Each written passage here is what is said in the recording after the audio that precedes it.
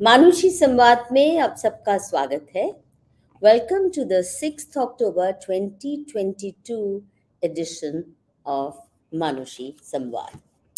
आज का मुद्दा ऐसा है जो पिछले 10 वर्षों में, मेरी याददाश्त तो यही कहती है कि पिछले 10 वर्षों में ये मुद्दा बहुत तेजी से एक ज्वलंत सवाल के रूप में हमारे समाज में उठ खड़ा हुआ है और इस पे तरह तरह की एक्टिविज्म, तरह तरह की कार्रवाई चल रही है हिंदू समाज की तरफ से।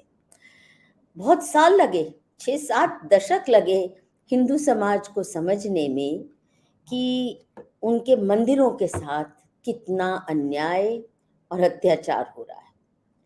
मैं तो ये भी कहूंगी कि भारत जैसा भोंडा और अन्यायपूर्ण सेक्युलरिज्म दुनिया के किसी भी और देश में देखने को नहीं मिलेगा।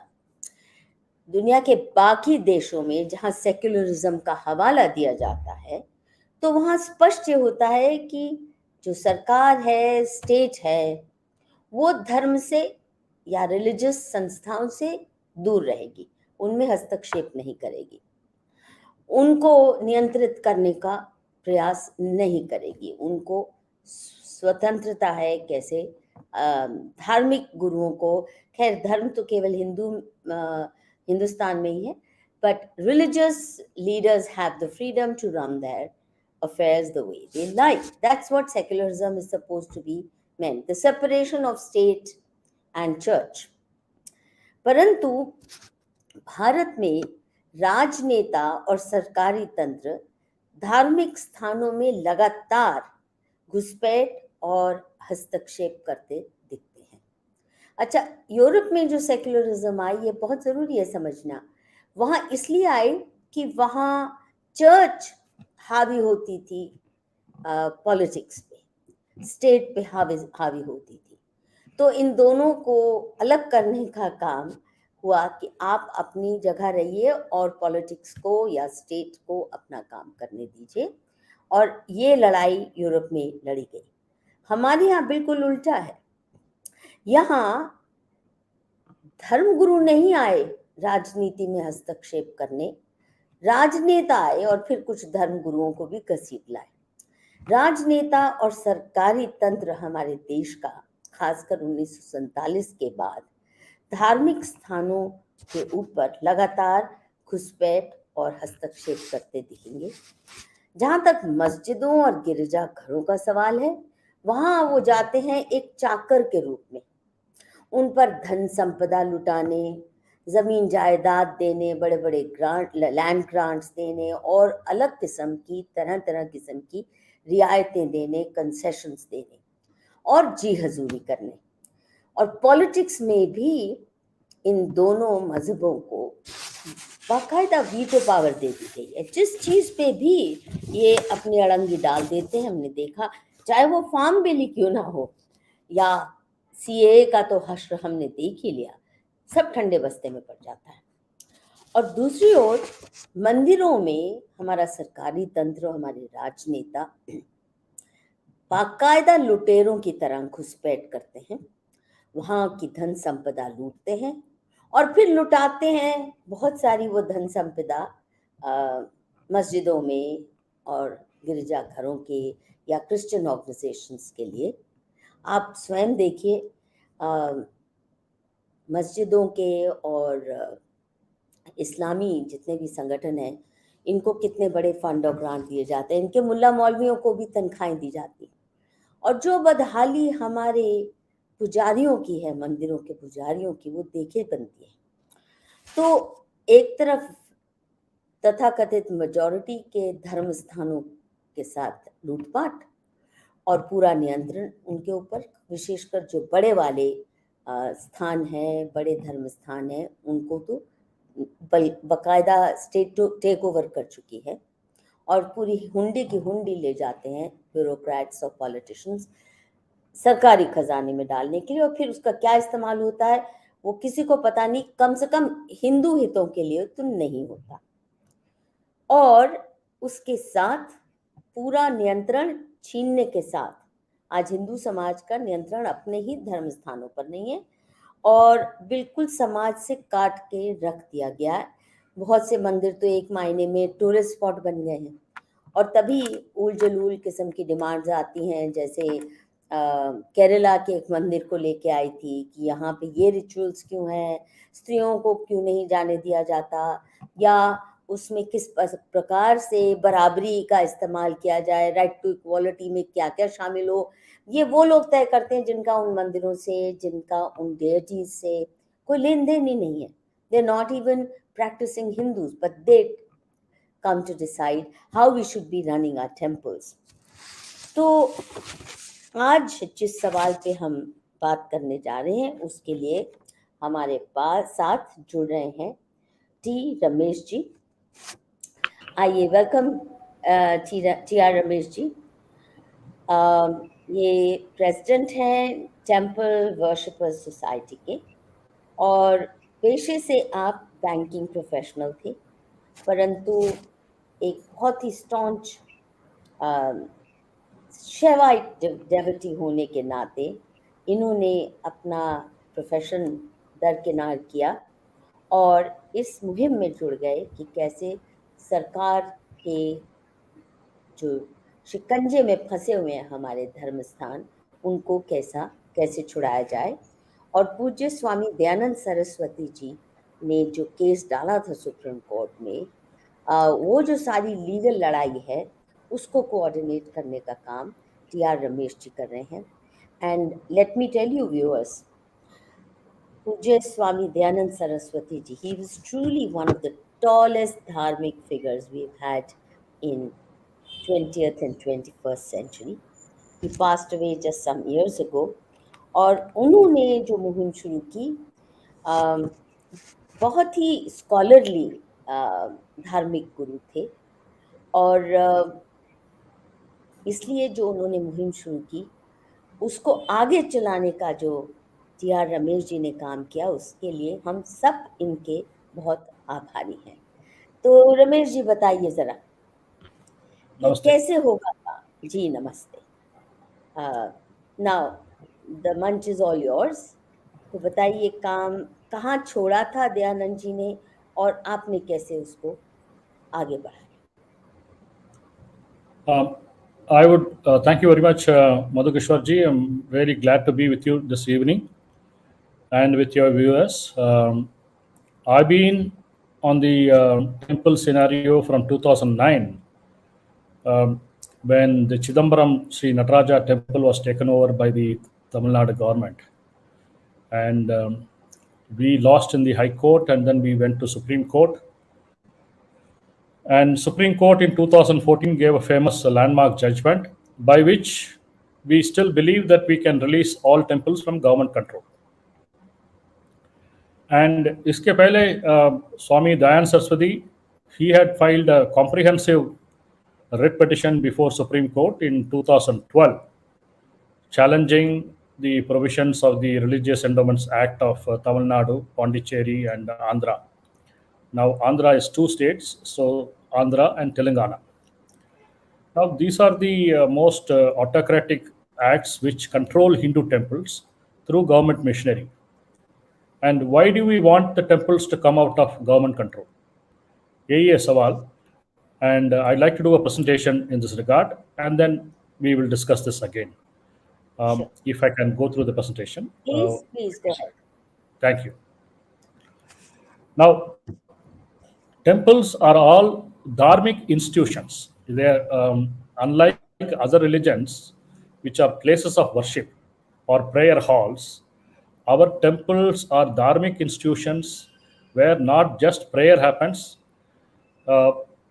It's also the seat of dharma. It's also the seat of art, architecture, and learning, and a lot of charitable activities.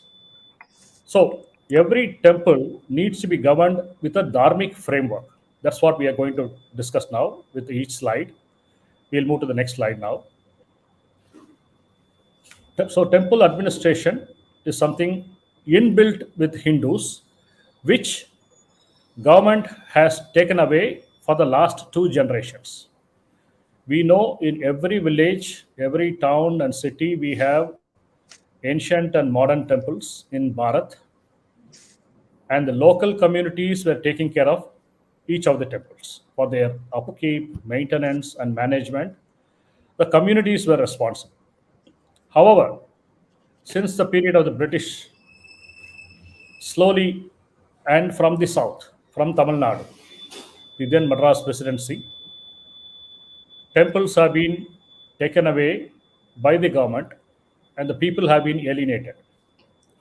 Now we are doing our best to get the temples back from government control, and we are sure to win this fight for Dharma. We are very, very confident of winning this in a matter of maximum of a couple of years. The temples will come back to Hindus. So, how do we manage them? Is one question. And why should the temples come from the government predators? That is the main question. Unless we understand that, we will not know why we should take the temples back. Next slide, please. We must first understand temples are not mere places of worship. They are much more than that. That is Hindu temples. Hindu temples are the center or the hub of the Hindu society, while religion and spirituality are the core of the practice in temples. They were also the centers of learning, knowledge, dance, music, literature, art. They all flourished in temples and because of temples. Even the personal legal or the commercial legal disputes were settled in the precincts of the temple so that people will not resort to untruths. They will say the true things and matters will get settled there. The temples taught us values, and the values which each Hindu family nurtured till today were through temples only. Next slide. So, who is the predator in our temples? The number one predator is the government. The government politicians, the government babus, the government missionary. They have absolutely no work or no place inside a religious institution. If you have any doubts, ask any Christian or Muslim. They will say the same thing. They will say government has no role to play inside a place of worship. But in Hindu temples, we find only the government babus taking all the decisions, only the government babus controlling the wealth, only the government babus deciding who will be employed and how much they will be paid, etc. etc. Now, the Indian Constitution, which came into force on 26th January 1950, by its first amendment, it says any property management can be taken over by the government for public good or for better management if the takeover is for a limited period only. That is what Article 31A 1B of the Constitution of India says. I can take over a company management, I can take over the management of a school or a college or a hospital or even a club or a society for the reasons of public welfare or for better management. But I will take it for 6 months or maximum of 1 year and then give it back after correcting the mismanagement. RBI takes over a bank if the bank is about to become insolvent or it is run very badly so that it will soon become insolvent. RBI intervenes. It removes the directors. It appoints its own officers as directors, corrects the mistakes there. Similarly, Company Law Board, it removes the directors who are mismanaged, corrects the mismanagement, and then gets out. Even in a cooperative society, the mistakes are corrected, and then government gets out. But in a temple, the government stays put. First of all, they don't give reasons why they are coming inside the temple. They will say better management. That's a very, very vague term. It doesn't pinpoint the exact mismanagement. It doesn't pinpoint what needs to be done. It doesn't say for how long we are taking over. Sorry.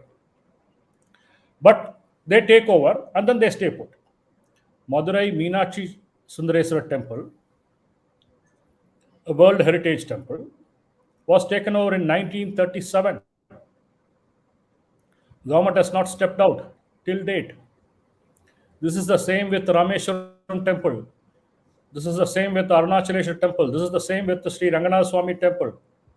I'm talking about temples in Tamil Nadu because that is where the Madras Hindu Religious Institutions Act came in 1926. That is the genesis of all our problems. And Madras in those days included parts of Andhra, parts of Karnataka, and parts of the northern Kerala, which is Malabar. So the presidency, the act came in 1926, and the government has still not gone out of her temples. Even though the Madras High Court, by division bench order, said you cannot continue on 13/12/1951, and the Supreme Court upheld that judgment of the Madras High Court in 1954, and again by a judgment by Supreme Court in 1965. Government has not gone back, has not gone out of our temples at all. They are continuing by fraud and deceit. So if we take Article 26, which gives fundamental rights of administration and religion, two classes of rights. You can decide your own religious matters. You can administer your temple and temple properties without any external intervention. These are fundamental rights guaranteed by the Constitution of India and applicable to all citizens of India. Whereas these fundamental rights under Article 26 seem to be available only for the minority communities. The majority Hindus do not seem to have any control over their religion. They cannot celebrate Dahi Handi without court intervening. They can't celebrate Diwali without court intervening. They can't administer their own charities. They can't administer their own temples. And if the temples and the other charities come up with schools, colleges, etc., or hospitals, again government will intervene. Whereas people of other minority religions, they can build their own schools, own colleges, and they will not come under RTE Act. Their hospitals, they can manage themselves. So these are very big disadvantage the Hindu society, which for namesake is the majority religion in this country. And everything starts with temple control. The Tamil Nadu governments, though it came with the act in 1926, it passed an amendment in 1935 by which it can notify any temple and take over. And before 1951, they had about 70 temples under their control, all major temples. And even though in 1951, the Madras High Court struck down the provisions, government still continues by fraud. And what do they do? They sit there, the management is inefficient, and they charge the Hindus huge administration cost and audit fees, and they ensure there is no external audit. And the biggest loss for all Hindus is they have closed down thousands of institutions of Hindus, thousands of Veda Can you give me Padashalas. some examples? I am very curious to know if you can provide names or the kind of institutions that have been shut down. Okay, in Tamil Nadu alone, 4,000 Veda Padashalas have been closed. These Veda Padashalas were all associated with the temples from 1950 till date. 4,000 Padashalas, including the biggest Veda Padashala in Rameshwaram, has been closed by government administrators of temples. And they have closed all the Goshalas, almost all the Goshalas of major temples. Only a few are left. And every small temple or medium-sized temple had 2 to 10 cows. They were maintaining desi cows in their temples. They've all been given away. They do not want cows to thrive, so that people do not associate cows with religion and holiness. With dharma, not religion. Yeah, Religion dharma. is Christianity. Religion is religion. I stand corrected, because even the constitution says, when the article 26, every religious denomination is translated as pratyek dharmik sampradaya. So we follow It's dharma. wrong. Yeah, but Anji, they don't follow dharma. The they don't follow dharma. Abrahamics don't follow dharma. They're anti-dharma. They're vidharmis. I don't think we should put them in the same category That's right. as our. We are dharmic people. They are our dharmic people. As simple as that. Yeah. So not only they have closed institutions, they do not start any institutions. They do not start Goshalas. They do not start Ayurveda Vaidyashalas. They do not start Agama Padashalas. They do not start Veda Padashalas. Wow. So this is the problem with government. They try to finish all our cultural identities. Next slide, please. And when this was happening, were there protests or people just took it lying down when institution after People institution were wiped out? blissfully ignorant, and okay, Veda Padashalas is getting closed. It doesn't personally affect me. I will not raise any protest. But they don't realize that the absence of dharmic institutions is leading to adharma. And tomorrow your children are going to revolt against you because they are not being taught the values of Sanatan Dharma. They are not being taught Ramayana. They are not being taught Mahabharata. They are getting educated in institutions run by the minorities. They've been taught the Bible. They've been taught to say that idol worship is wrong. So the fallout of government control is the loss of temple culture, Vedic culture. That's the biggest loss we have suffered till date. Somehow we have clung on to our culture, but not in the way our fathers and forefathers have. Then when the government takes away the temples, temples are run by volunteers. Seva. People volunteering to do seva for Bhagwan, seva for Bhagavatas, they are kept away by the government, and people also think that these are government institutions, not our temples. So the loss of voluntarism is gone, and because voluntarism is lost, the Sanatan network is lost. A network which transcends caste, community, and the reason for coming together.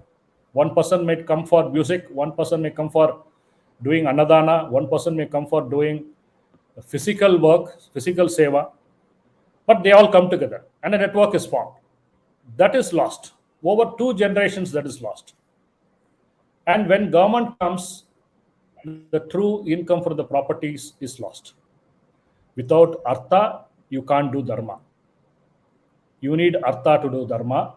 And our forefathers have donated lakhs of acres of land. With their foresight, they have donated lands. Of course, many have given jewels and vessels, etc.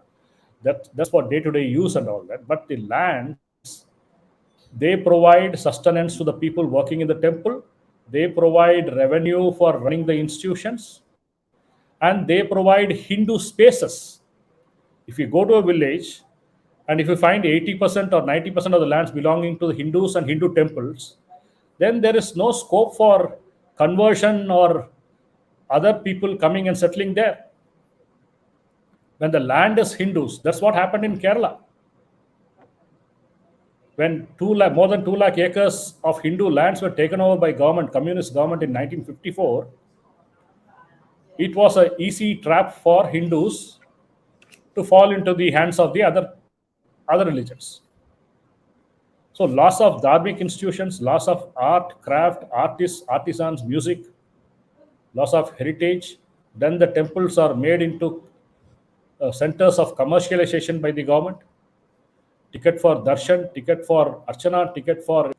So these are all the fallout of government control, the predator which has come to stay. Next slide, please.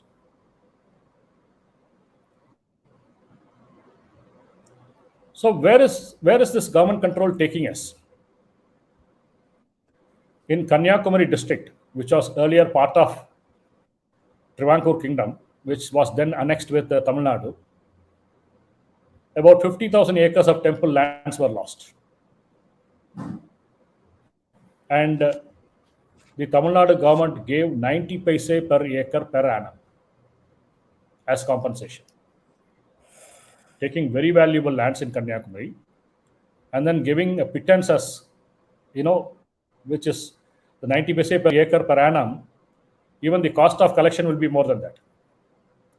And losing 250,000 acres in Kerala resulted the Hindus to come to 50% or less than 50% from being 70% in 1950. And in Tamil Nadu, believe it or not, close to $1 billion is being lost every year because the government is not realizing the true income of temple lands. The government is allowing for vote bank politics and for reasons of corruption, temple lands to be encroached. And the result, Hindus will have to send their children to schools which are not run by Hindu temples, hospitals which are not run by Hindu temples. These schools, colleges, and hospitals are run by people of other religions, and Hindus end up making them more and more rich. Next slide, please. And then they say, see, Christians do so much social work, Hindu temples don't do anything, not Hindus realizing won't do that anything. they're polluted. Yeah. Yeah, amazing. It's like asking Hindus to run a race with one hand tied behind their leg. One hand tied, two legs tied, and And run a race. And they say Hindus are not doing it. brain whitewashed. See, continue, please. So now we are going to get the temples back. We have to focus on 5 things. One is the pujas, festivals, consecrations. They all mean something. They all have a purpose. And it's not what the Abrahamic religions tell about us. They did the same thing in Africa. They tried to do it here. But the moment they came to India, they saw Mahabharata, they saw Bhagavad Gita, they saw Ramayana. They were astounded. They realized this is not an ordinary culture. This is not where their usual missionary tricks will work. Anyway, our pujas, festival, and consecrations are important, and that's what bring, more importantly, women folk and children to the temples. And we should concentrate on the properties. As I already said, the immovable properties are Hindu spaces. People might say, okay, sell the land, put the money in deposit and get interest. No, that's not the solution. You should use the land to build institutions. You should use the land to give jobs to Hindus. You should use the land to give education and healthcare. That's why the properties are there. And we should do a good job of keeping our temples clean, the crowd management efficient, and we should account in a transparent manner the income and expenses. We should not allow other predators to come in the place of government predators. And more importantly, especially in South India, unfortunately, North India faced a lot of demolition of temples. Even the hidden temples did not escape over centuries, like Ajanta and other places. But South, thanks to mainly to Vijayanagar kingdom, most of the temples were saved. Thanks to Chhatrapati Shivaji and his kingdom and his descendants. Tanjore was saved. Tanjore, the Chola temples were saved because they established a kingdom here. Thanks to Chhatrapati Shivaji's descendants, Puri Jagannath temple was saved. So this heritage, this antiquity, their preservation is very, very important. A lot of our idols, a lot of our statuaries have been stolen, and many of them have been recovered in foreign lands, but they're yet to come back to India. We should focus on that. They should not only come back to India, they should go back to the respective temples, and puja should be offered to them. They should not end up in museum, even in Indian museums. Then the biggest purpose of our temples is the running of charities and institutions. As I already said, they are not places of worship alone. They are places of dharma. The temples are the hub of Dharma. We must ensure that nobody goes without food, nobody goes without education, and everybody's health is taken care. Now, if we take Tirumala Tirupati temple, it gets about 4,000 crores per annum. But in the last 10 years, the government babus and the politicians have appointed too many people, and the appointments give them the salaries of government salaries, which is not really required in temples, where volunteerism works beautifully. And to make such appointments, they took 20 lakhs, 25 lakhs kind of bribe. So much so that during COVID, it was exposed that out of the 3,500 to 4,000 crore income, more than 40% is salary. In any charitable organization or any religious organization, the salary part should be very less. The charitable part should be much more. But because the Babus kept on appointing people, taking bribes, the total salary bill of Tirumala Tirupati ended up more towards salaries than towards education or healthcare or other charities. So we must focus on these things. Next slide, please.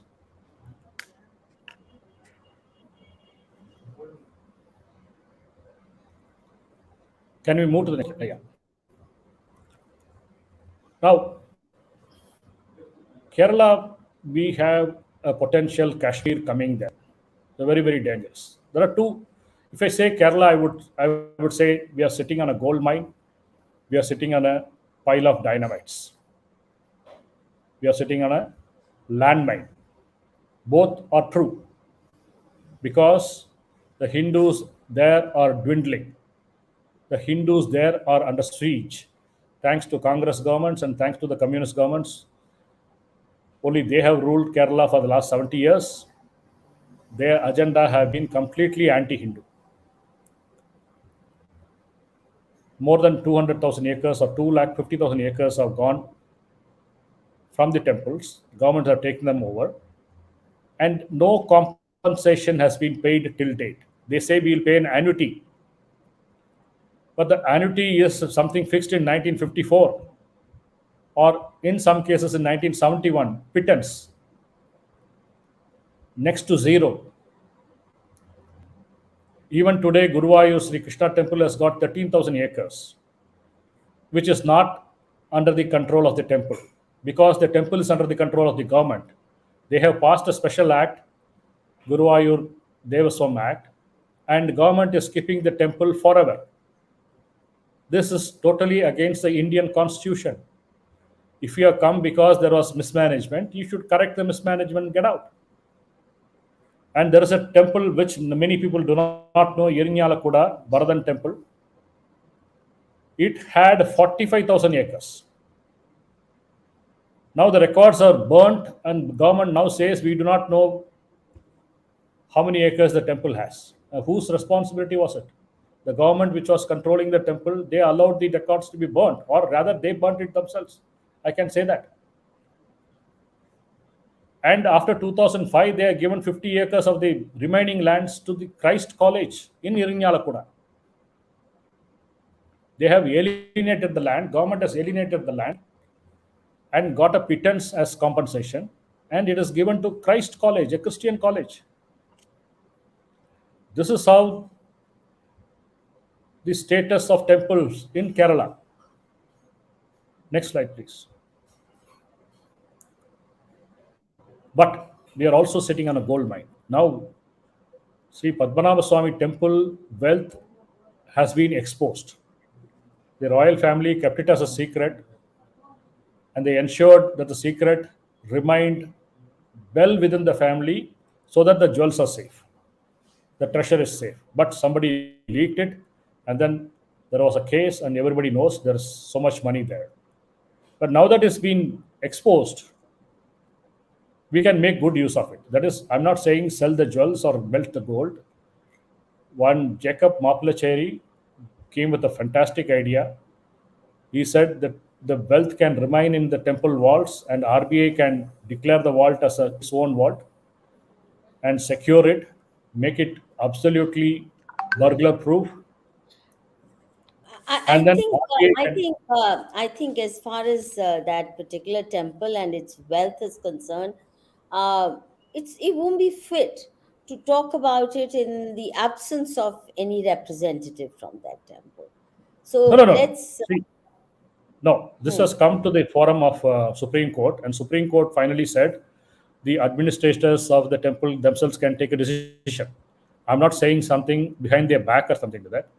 Even the okay. administrators want to do this because there is no other way to recover Hinduism in Kerala. As I said, without Artha, you cannot do Dharma.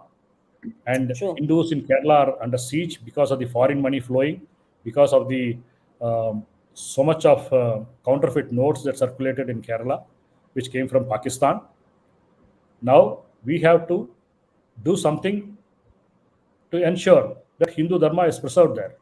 So government of India can guarantee the issue of quasi currency bonds for 300,000 crores, and if they give only 4% interest to the temple, it will mean that is it will get 12,000 crores per annum, which is three times the income of Tirumala Tirupati Devasthanam. This will transform the lives of Kerala Hindus and will also help the Hindus across the nation. 12,000 crores is no ordinary money. Yeah. So this is an opportunity for the central government because they have powers under the covenant. They Let's have first responsibility let's under the. first let's first get you to tell us how far has the case reached in the Supreme Court? What is the orientation of the Supreme Court? Are they listening to you with due attention and respect, or are they treating it as again, using the stick of secularism to beat you up in court? Okay, Padmanabha Swami Temple. I would say the judgment is 70 to 75% good for Hindus. The Mm-hmm. Kerala communist government tried to hijack the temple. The Justice Lalit, um, who is now the Chief Justice, he was part of the bench, and he and his companion judge gave a very good judgment, and it has come back to the Hindus with proper representation of Hindus. You think, but they need further powers or further push to take some good decisions. As far as government control of temples across the nation is concerned, we must understand that it is the state of each state which is controlling the temples in that particular state. Dayananda Saraswati Swami case is languishing in before Supreme Court from 2012, and it has not had a proper hearing so far yet. Recently, the government of India was made a party to it because we told the Supreme Court there is a different standards of law relating to Hindu religious institutions in different states. There should be uniformity because Hindu rights across the nation should be uniform. It is a fundamental right. It cannot be that Hindus in Tamil Nadu have 30% right, Hindus in Bihar has 60% rights, or Hindus in Maharashtra has 40% rights. No, they should have 100% rights across India. So it is very important that the government of India is made a party, and court agreed, and it made government of India as a party, the central government. But even after two hearings, government of India has not even filed a counter affidavit. They have not spelt out where they stand. This is the What real. does that tell you about the government of India, considering that right now we have a BJP government in power? And the BJP government in power at the center certainly cannot make a dent in the south, be it Kerala, be it Tamil Nadu or Andhra Pradesh. If if these temples remain under control of political parties that are essentially mostly Christianized. And it's not a coincidence that it all started in Tamil Nadu in 1930s, because Yes. by then the anti-Hindu movement in the form of DMK, which is essentially a Christian party, they don't use the name formally, but from the very start, it has been under missionary influence. So it's clear that they thought it through, that Tamil Nadu was the place from where they launched the temple takeover movement. And since Hindus left, they kept getting emboldened.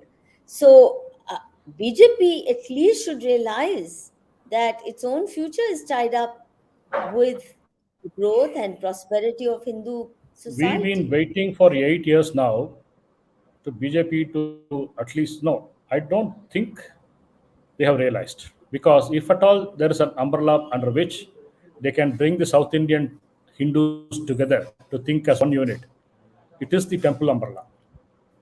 Yeah, If they common realize sense. the true income of temples and benefit the Hindus of the particular area, I'm sure there will be a transformation. I'm sure there will be a reversal of the status. But I still do not know why BJP is disinterested or seems to keep away from the issue or turn a blind eye to it.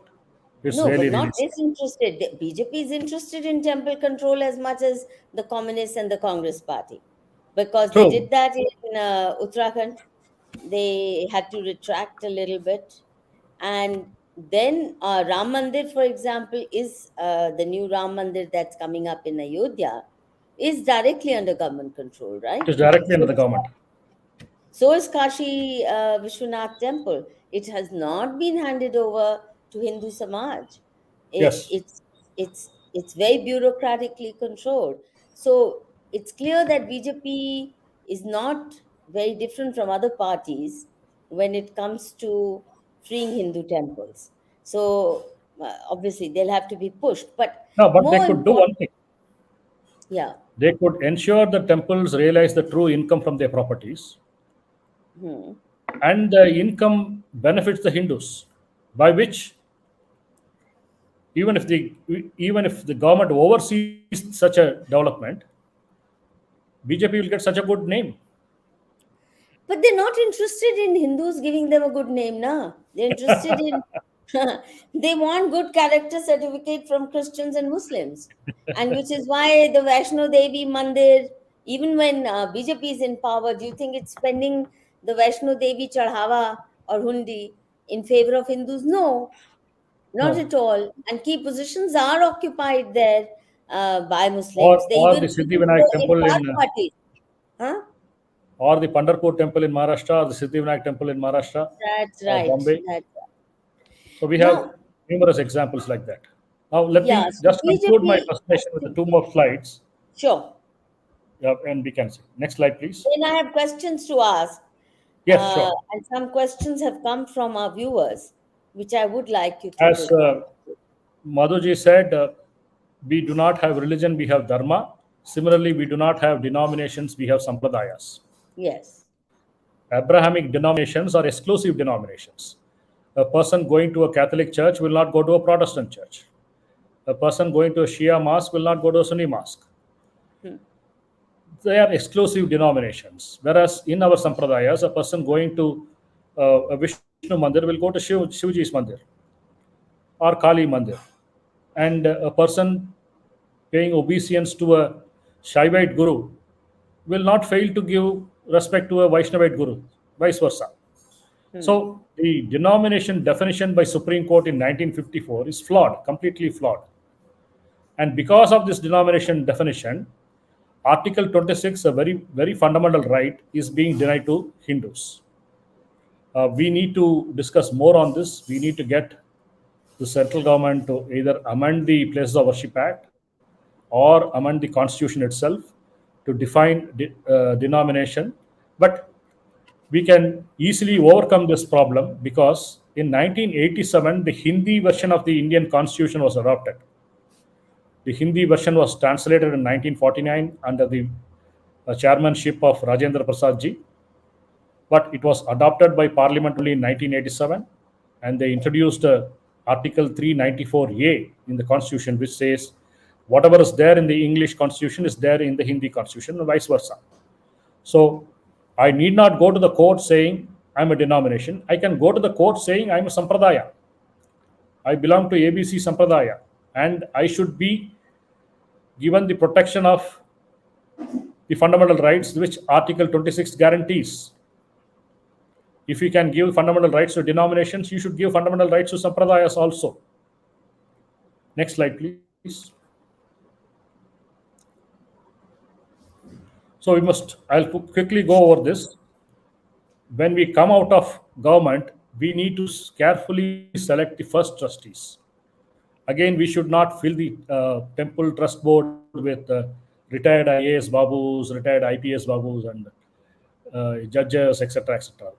They can come. I'm not saying they're not qualified. They can come, but they should come as Dharmic Hindus.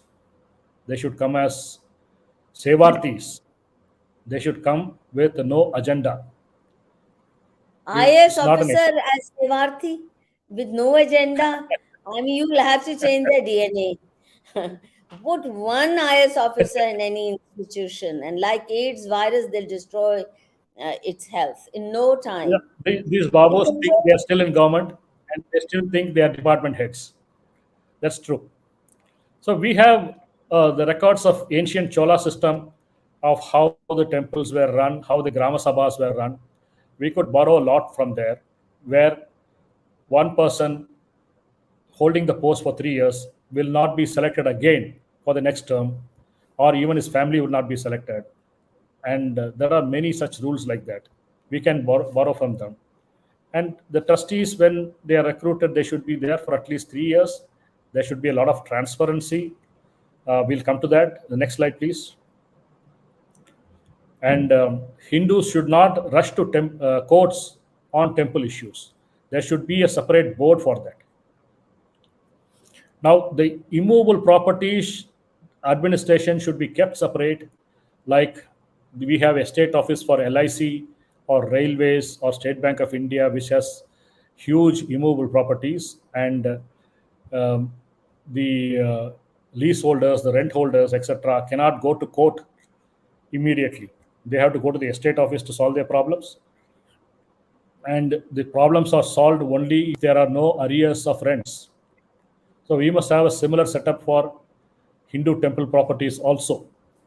Next slide, please.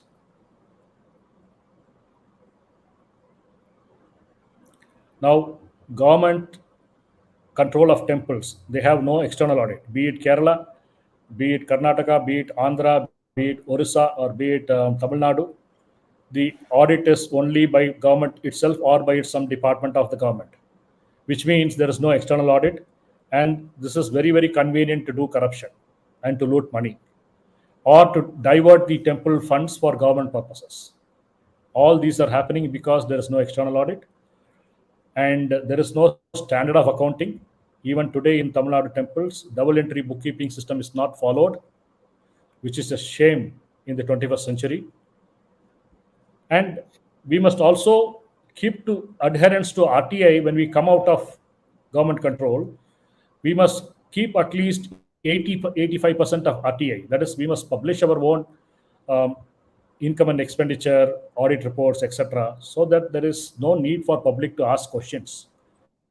We must cover up at least 85% of the transactions, except certain things to do with jewels or some religious matters, which are need to be kept away from the public eye. And Government of India accounting standards applicable to trust should be followed by all temples. There should be minimum administration cost. The administration India cost has should some of the most corrupt trusts in the world. So, Government of India accounting standards are no, accounting unsolvable. standards are good. Only the following is not good. What I'm trying to say is that so long as you remain accountable to the government, not to the public, you will have It all is not these. accountable to the government. No, It but is the I'm certain saying standards which need to be followed. yes, but if, for example, all accounts of temples are Hmm. simply mandated to be put up on a website, Yes, whatever is collected every month and what is every month. spent and on what, just put it on the website. You don't need to go to the government to get yourself No, audited. it's not going to the government. It's not going to the government. I'm only saying a certain standard should be there. I'm saying the Standard of accounting. standards. See, uh, government gets these things, or external audits are carried out for all kinds of institutions, and yet they are one of the among the most corrupt. So clearly, that's not as effective as we would like them to be. A much simpler way of making accountability, financial accountability, a reality is to say every a hundi will be opened in full public view. It'll be counted and put in a bank, that whatever the money be. Yes, So the income every month is put out on the website of the temple, as well as monthly expenditure. Where is yes. the money going? Who are the employees? What work are they doing and what are they getting paid? And Okay. what dharmic work is the institution taking? How's that money being spent? If you Jay, put it out on I a got your website, point. you Instead of don't need, Government of India standards, you want some Dharmic standards. yes, I don't trust the government of India standards. Okay. Government of India is a can of So, worms. so Its we will come with bureaucracy is, Dharmic accounting standards. yes, and in this day and age of the internet, where Yes, you can be accountable to public on a daily basis. I mean, Manushi does that. We are too tiny. We are not even a micro organization, tiny. But we've done it for 20, 25 years. We just put everything out on the website. yes. So where is the question of any money being muzzled or guzzled by Point corrupt? taken. Point. There's no scope. You don't Okay. need all this. You don't need bureaucratic check and controls, because Okay. those who will come, I mean, right now, for example, auditors themselves turn corrupt. I know I've seen institutions that bribe the auditors and Very get true. away with getting whatever pass. So let's not take a bureaucratic approach to accountability. um, let's take a dharmic approach, and transparency of the highest order is possible today, Point um, taken. with Absolutely. without any cost. These auditors will charge you a bomb, whereas putting your No, accounts on the website, when it comes to you temples, just need somebody. we are going to keep the cost of administration and audit to the minimum. Yeah, We will get quality auditors as volunteers, and we'll keep yeah. changing them. And we'll keep changing Okay, them. Okay, next slide, please. I have questions. We Sure. have to get those Next answered. slides, and Yes, I think we are done with two more slides. G, G. So there is one thing that is not happening for Hindus is the boost to economy through temples. I'm not exaggerating here. If South Indian temple properties are utilized properly, it can generate $6 billion every year. And we have seen the potential of Padmanabha Swami Temple in Kerala. We have seen the potential of Tirumala Tirupati Devasthanam, Balaji Temple in Tirupati. And to begin with, we can generate easily $3 billion every year. Free education, healthcare will leave so much amount in the hands of Hindus, which can be used by them for further investments and improving their standards of life. And this will be a very big boost to economy. And the most important thing is by coming with a lot of Hindu institutions, padashalas, schools, colleges, hospitals, goshalas, and a lot of these dharmic organizations, we can give not less than 100,000 jobs to Hindus in South India alone. And if we expand the temple pilgrimage network across India, imagine the jobs it can produce, the potential it can produce. So it's a great opportunity to bring Hindus across the nation under the temple umbrella. And I hope the BJP government is listening to this, or we will make them listen to this. Next slide, please. No government listens unless We you have to make them listen. whiplash them. You have to whiplash governments, and Yes, minorities know how to do that. We this Hindus slide are is self-explanatory. We need to start and run education institutions and hospitals is most important. That is how the Christians are controlling a section of the economy and the society even today. We must start doing this, and we must not give up our ancient institutions of patashalas, goshalas. traditional music, etc. And we must support the artisans, the sculptors, the painters, even the gold and silver smiths, the Shilpa Shastra experts. And we must revert back to Vedic farming. One of the biggest frauds in modern days is the fertilizer subsidy given by the government every year. Yeah. With our desi cows, one desi cow which has even stopped giving milk, one desi cow is enough to fertilize 30 acres of land with natural farming methods, which will not poison the land, which will give us organic food. So, if we take care of our cows, if we ensure they don't go to slaughter, we can do away with fertilizer subsidy of 60,000 crores or 70,000 crores or whatever the amount is. And we need to bring back Sanskrit. We need to make our people aware of our Shastras. And we should encourage people of one region to learn the regional language of other region. There should be special incentives to do that. That it is then the Bharat will be cohesive network of one nation. If people try to divide us in the name of languages, we should try to use languages to bring them together.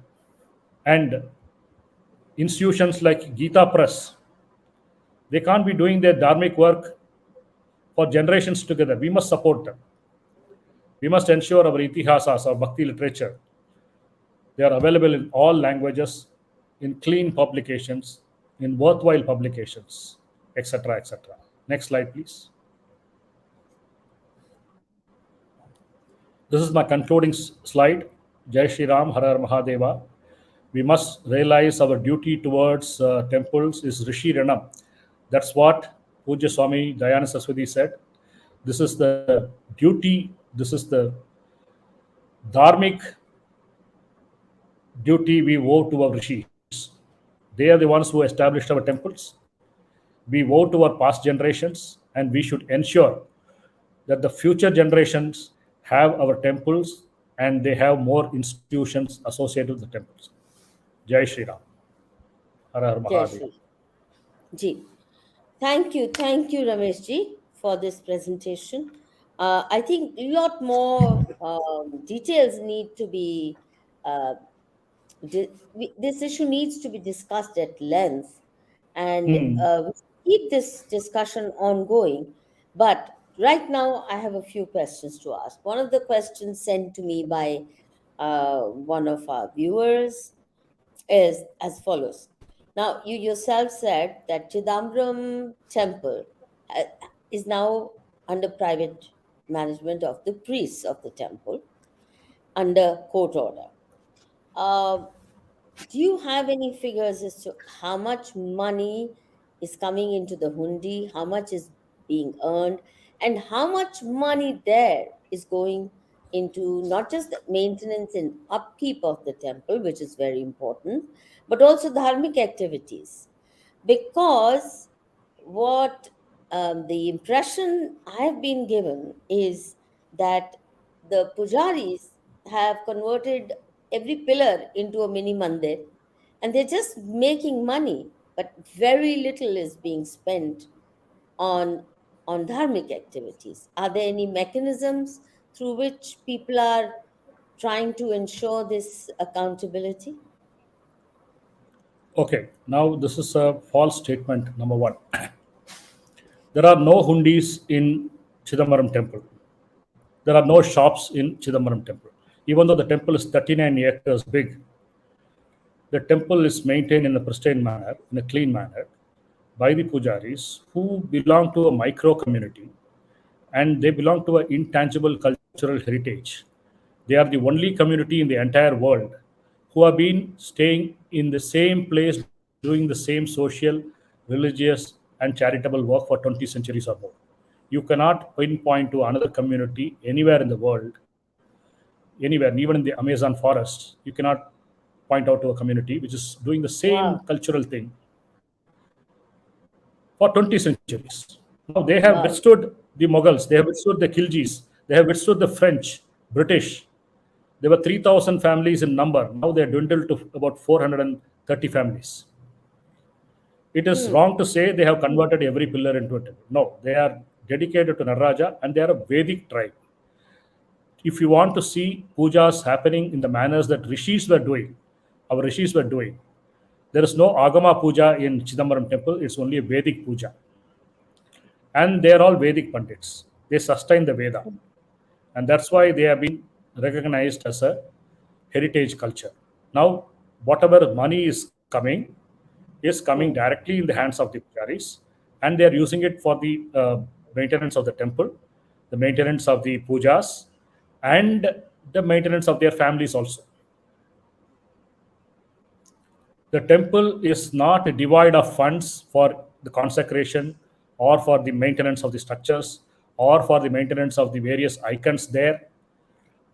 So, No, that we so know. That we know. uh, The question that came was whether Vedic Pathshalas and other dharmic activities have been revived and how much of the yes, funds collected is being spent for reviving all the things that temples or dharmasthans used to be known for. That was my that's question. what I'm saying. They run their own patashalas, they run their own goshalas, and what they have been doing 200 years ago or 400 years ago, they continue to do. They are using the money to for religious purposes only, for the purposes of dharma only. They are not. Okay. They're not. You will not find a single shop inside the temple. Unlike government-run temples, you won't find a bangle shop or you won't find a even a coconut nariyal or the selling shop or fruit selling shop there. Oh, They have kept it completely free of commercialization. They conduct free marriages. During COVID time, they have fed thousands of people with food. hmm. This is where their money goes. Okay. So Well, Chidambaram temple is a a visit finest to example of Chidambaram privately temple run is temple. no go to for me, huh? No, this was a question You I was can go there asking. and see for yourself. I will certainly do that. It sounds very impressive. Now, other question is that, um, a lot of temples, there was another question that came about how certain very dharma-oriented businessmen like Venu Srinivasan of TVS Motors, who spent hundreds of crores to renovate and refurbish temples like Nav Tirupati, and was even appointed as chairman. But then all kinds of fake cases were filed against him and accusing him of swindling when he's actually spent his own money on doing a lot of dharmic work. So, how do we control and curb this tendency of Hindus to constantly be at war and the power struggles that go on for control of temples in the ugliest of manner? Number one, the government has made Venu Srinivasan the trustee in Sri Rangam temple, the Hmm. biggest temple for Vaishnavites in Tamil Nadu. Hmm. Hmm.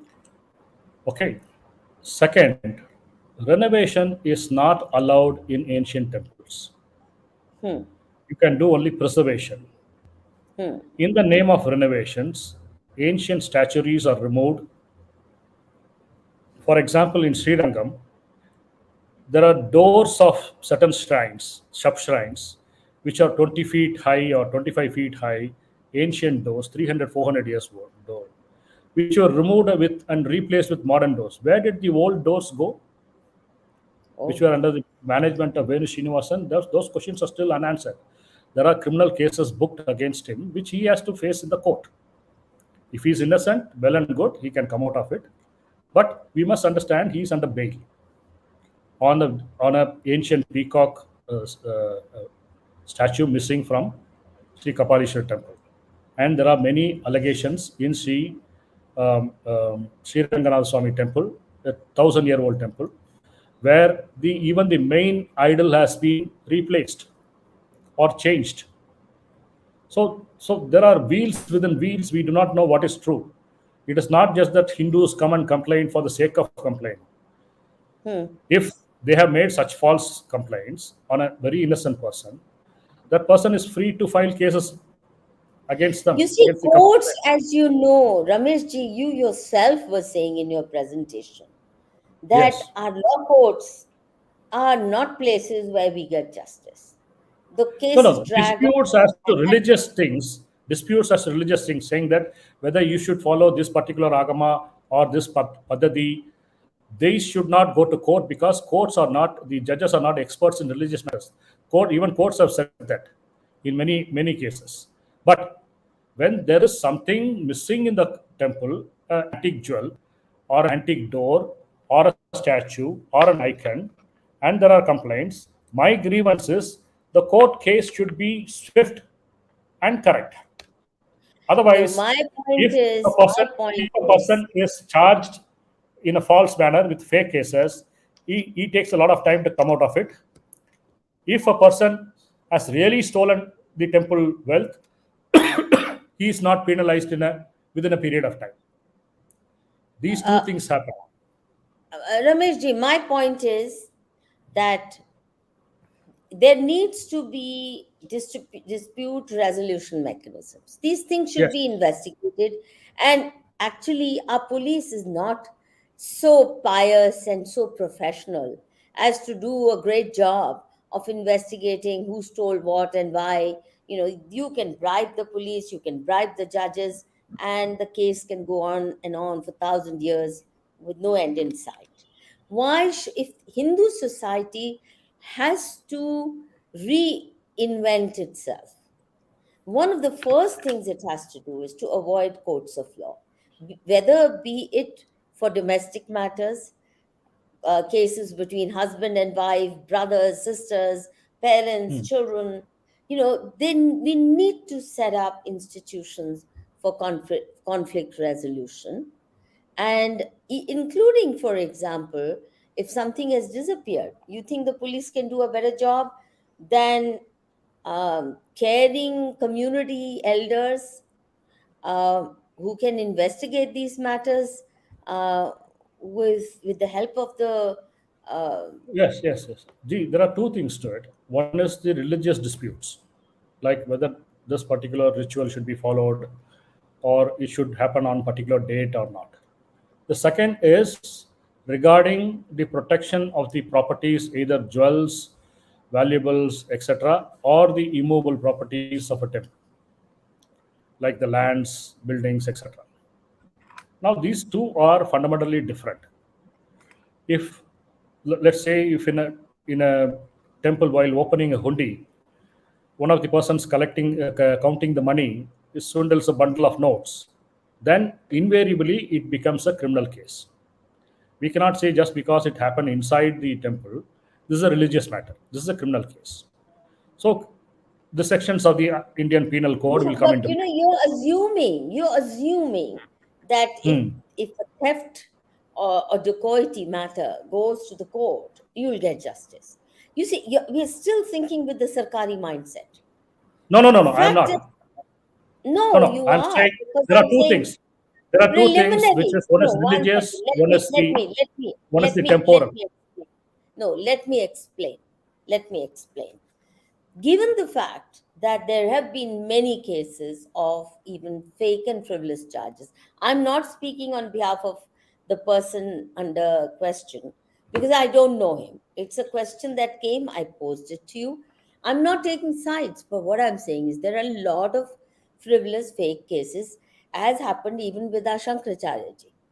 The Yes. point that I'm trying to make is this, that the preliminary inquiry should be done by a dispute resolution mechanism, and you can have the best experts, including private detectives, hired to find out what happened. They'll do a better job than the police.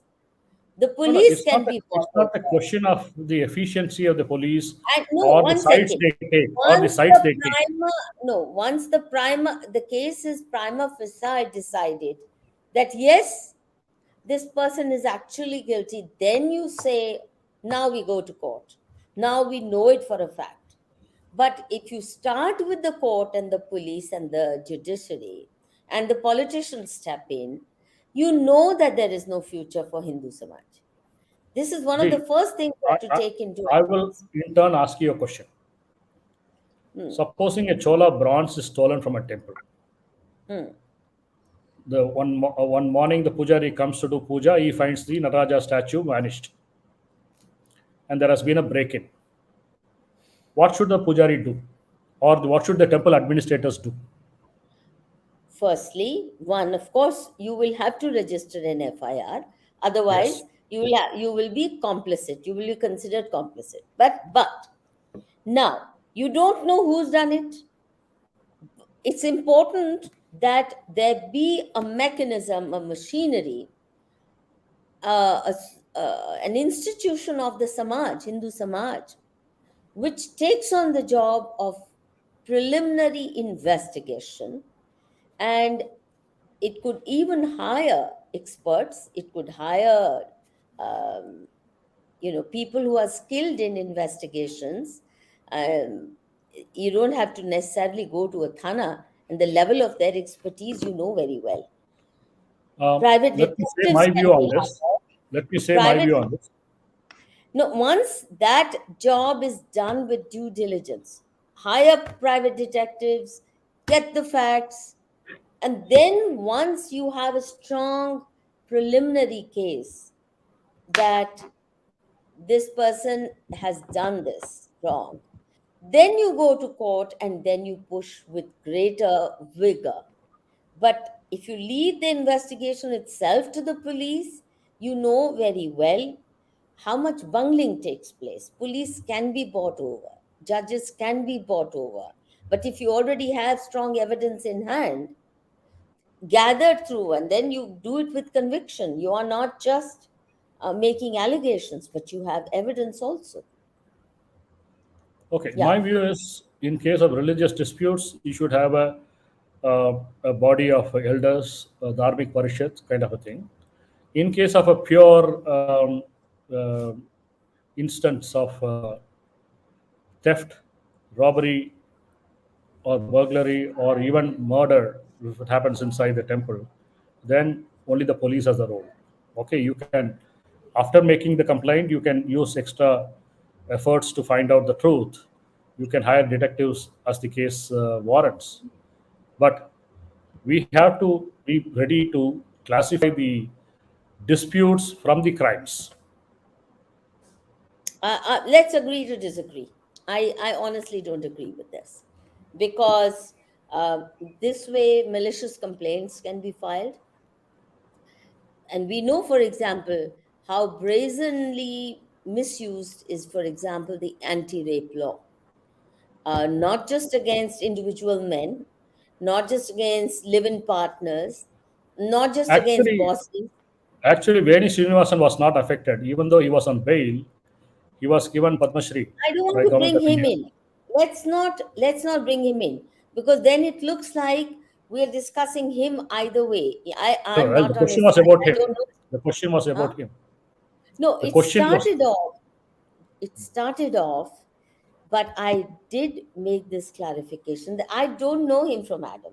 It's a question that came to me from one of our viewers to say, could you please ask? Now, we can't go beyond a point on that issue. It could be anybody. It could be tomorrow you, could be anybody. And you well. know All I that know is during his administration of the temple, ancient doors from Sri Ranganath Swami temple have gone missing. Ancient shalagramas have gone missing. There is an allegation of the main idol being changed. There are so many things there which needs clarification, which I needs agree, these are settlement, serious which charges, needs but private investigation. detectives should have been hired by the But administration. the administration itself is government. How? Why will they do that when they do the crime? I'm saying the Hindu Samaj has to have different layers of adjudication of disputes. That's We what need to I'm trying form. to. We need to form the Hindu Samaj first. Yes, yes. But if we start forming institutions which are capable of resolving conflicts, including such like serious charges, then that's the beginning of forming Hindu Samaj, because we will believe in the integrity of our Samaj or its capabilities only when it has functional institutions. A Samaj without We need to institutions we is need to a go town. there. We need to go there. We are far from it now, as of now. And keep away from the police and law courts to the extent I'm possible. saying it's not Include, always possible to keep away from the police. When a crime I happens, they will agree with automatically you, have a it's a police. necessary evil, Rameshji, I agree with you. But to the extent possible. And Hindu Samaj did it for thousands of years, right? This police is a very recent The religious construction. matter should not go to police or the government or even the courts.